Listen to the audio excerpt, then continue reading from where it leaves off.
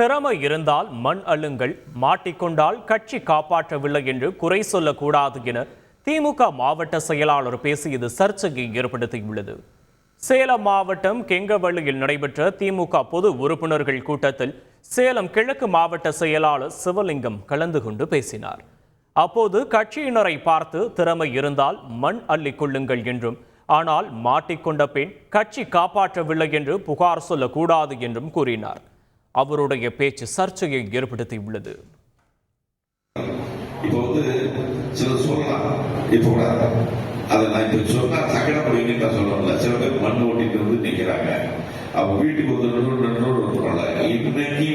இன்னைக்கு கூட சில பேர் செய்யறாங்க.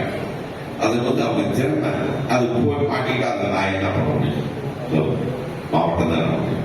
ஆனா உங்களுக்கு ஓட்டணும் நம்ம சொல்லுவோம். திறமையா ஓட்டிங்க சொல்லுவோம், மாட்டி ஓட்டி கிடைக்கணும் மாவட்டங்களுக்கு சொல்லுவோம். செய்திகளை உடனுக்குடன் தெரிந்து கொள்ள உடனே சப்ஸ்கிரைப் பண்ணுங்க.